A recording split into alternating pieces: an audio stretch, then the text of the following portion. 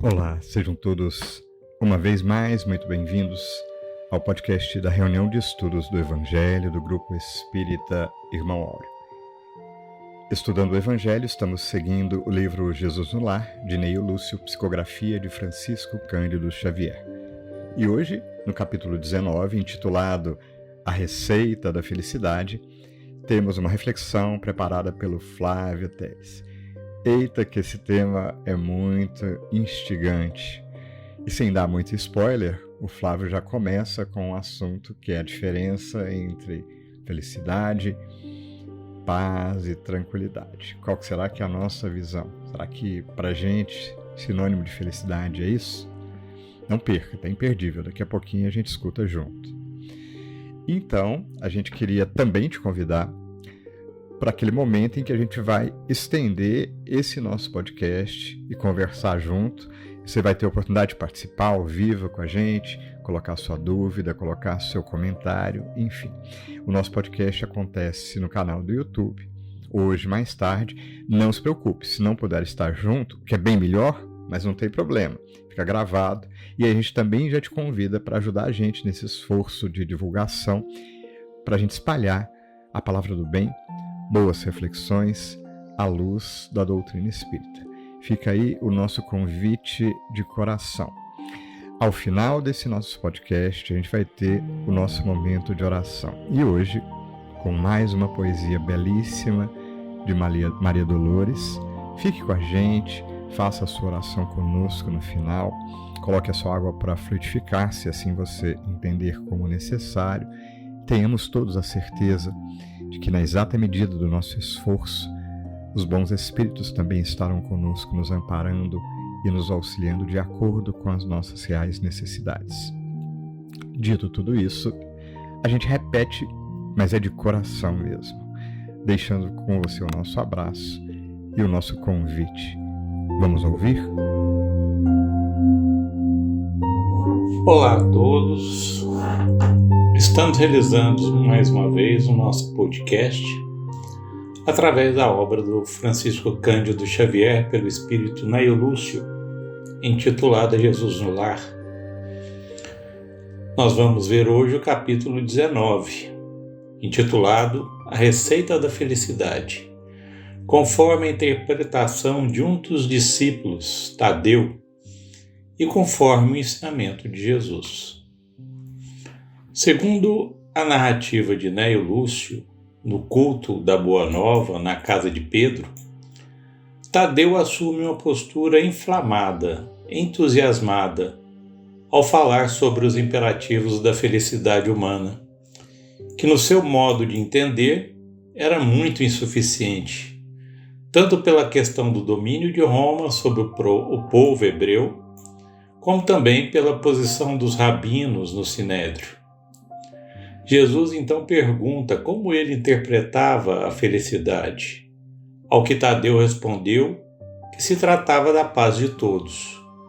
Só que Jesus queria saber do seu sentimento a respeito da felicidade, ao que ele responde que alcançaria a verdadeira tranquilidade se os outros o compreendessem, numa série de aspectos e necessidades relatadas no texto. Muito bem. Convém darmos uma paradinha e dedicarmos a nossa atenção para dois conceitos muito importantes a respeito de paz e tranquilidade. Estes dois conceitos não são a mesma coisa, muito embora nós entendermos que sejam iguais. O conceito de tranquilidade é estado do que é ou está tranquilo, isento de agitações, de inquietações, de perturbações ou de alvoroço, ou seja, quando não temos ou não deixamos que nada nos incomode, quando deixamos de ter contato com as agitações, com as inquietações. Um exemplo prático ocorre quando a mãe chama a atenção dos filhos que a incomodam. Menino, me deixa em paz. Essa paz é, na realidade, deixar tranquila, sair da presença do alvoroço. O conceito de paz está muito voltado para a questão da ausência de violência, de guerras. Assim entendemos quando falamos de paz no mundo. Mas esse conceito exige maior profundidade quando trazemos para uma análise moral. Platão já dizia que a paz do coração é o paraíso dos homens. Não espere por uma crise para descobrir o que é importante em sua vida. Tente mover o mundo. O primeiro passo será mover a si mesmo. Platão entendia paz como sendo uma conquista íntima do sentimento, que poderia levar o homem ao paraíso, mas para isso exige movimento, o mover a si mesmo. É desta paz, a paz íntima, que o Cristo está falando a Tadeu e também a todos nós. Mas como conquistar esta paz? Como prepará-la em nosso íntimo? Qual a receita? Em O Livro dos Espíritos, na sua parte terceira, intitulada O Bem e o Mal, na questão 633, Kardec pergunta: a regra do bem e do mal, que se poderia chamar de reciprocidade ou de solidariedade, não pode se aplicar à conduta pessoal do homem para consigo mesmo. Ele encontra na lei natural a regra dessa conduta e um guia seguro? Ao que os espíritos respondem: quando comeis em excesso, isso vos faz mal. Pois bem, Deus dá a medida daquilo que precisais.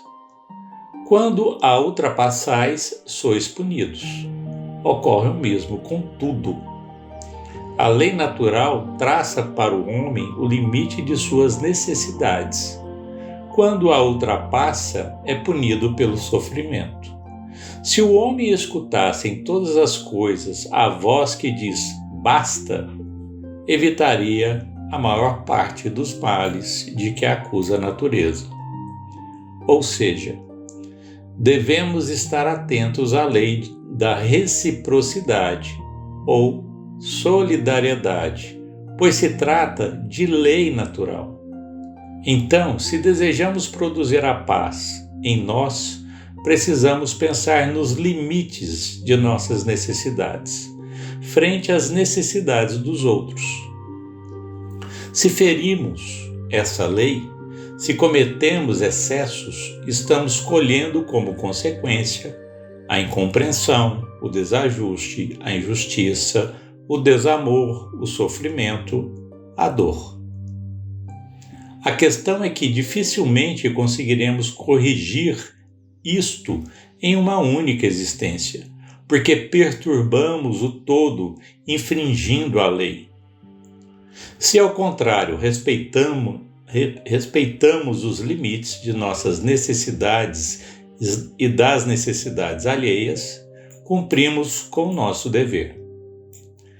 No livro Pensamento e Vida, na lição Dever, Emmanuel comenta que pode-se simbolizar o dever como sendo a faixa de ação no bem que o Supremo Senhor nos traça a responsabilidade para a sustentação da ordem e da evolução em sua obra divina, no encalço de nosso próprio aperfeiçoamento.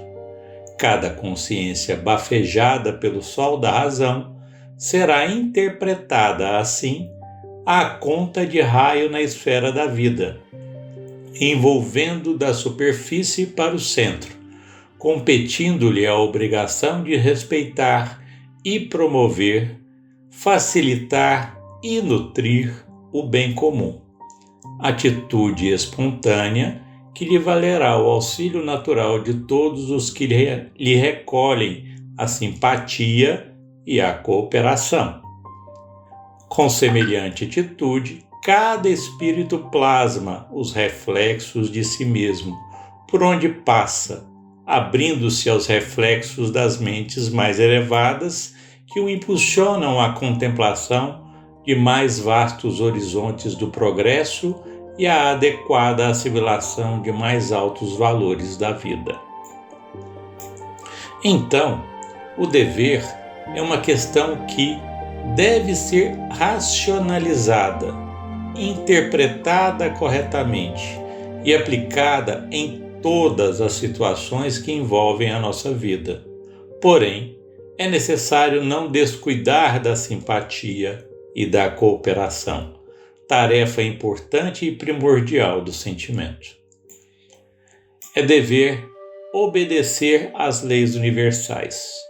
É dever fazer ao outro aquilo que eu gostaria que fosse feito a mim. É a mais nobre aplicação da justiça divina. E sendo justo com o outro, estaremos amando também a Deus. No Evangelho segundo o Espiritismo, capítulo 17, intitulado Sede Perfeitos, no item 7, o Espírito Lázaro nos diz: o dever é a obrigação moral da criatura para consigo mesma, primeiro e em seguida para com os outros. O dever é a lei da vida. Com ele deparamos nas mais íntimas particularidades, como nos atos mais elevados. Quero aqui falar apenas do dever moral e não do dever que as profissões impõem.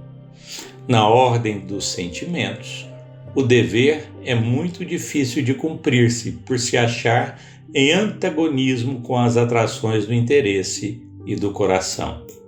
Não tem testemunhas às suas vitórias e não estão sujeitas à repressão suas derrotas. O dever íntimo do homem fica entregue ao seu livre-arbítrio. O aguilhão da consciência, guardião da probidade interior, o adverte e sustenta, mas muitas vezes mostra-se impotente diante dos sofismas da paixão. Fielmente observado, o dever do coração eleva o homem. Como determiná-lo, porém, com exatidão? Onde começa ele? Onde termina? O dever principia para cada um de vós exatamente do ponto em que ameaçais a felicidade ou a tranquilidade do vosso próximo. Acaba no limite que não desejais ninguém transponha com relação a vós. Deus criou todos os homens iguais para a dor, pequenos ou grandes, ignorantes ou instruídos. Sofrem todos pelas mesmas causas, a fim de que cada um julgue em sã consciência o mal que pode fazer. Com relação ao bem, infinitamente vário nas suas expressões, não é o mesmo critério. A igualdade em face da dor é uma sublime providência de Deus, que quer que todos os seus filhos, instruídos pela experiência comum, não pratiquem o mal, alegando ignorância de seus efeitos.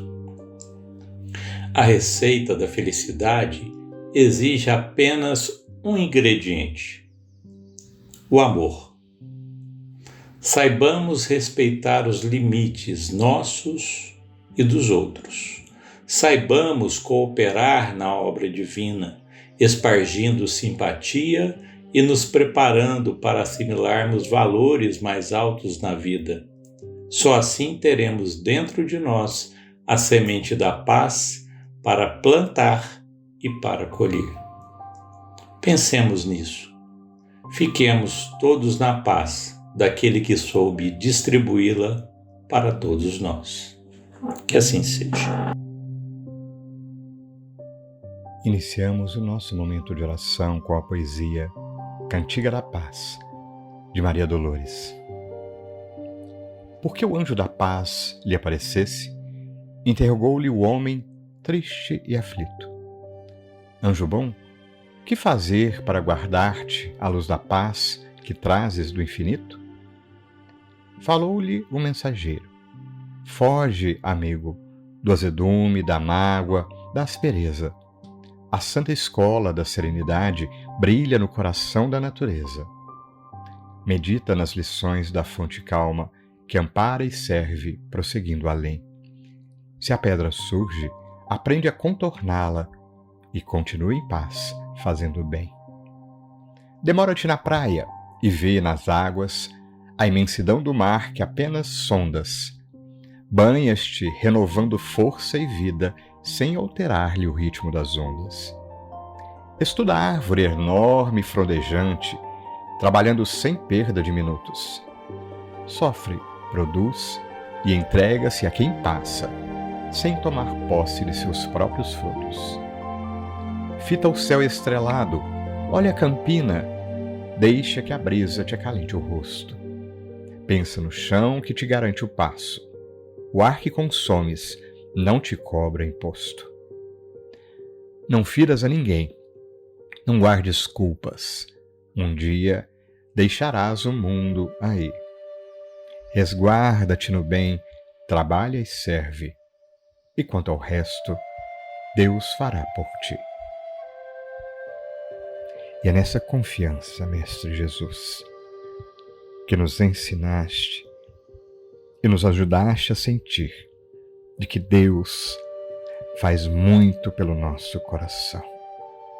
Que te agradecemos e agradecemos ao mais alto nessa prece desses instantes, mas sabendo-nos, Mestre querido, devedores diante da divina providência, te rogamos, na sublime misericórdia, que continue a nos amparar os passos, que os teus mensageiros de luz possam nos inspirar, Mestre amigo, em cada uma de nossas decisões, que o nosso coração possa banhar-se no sublime afeto que nos cerca em cada instante, em cada coração que se aproxima.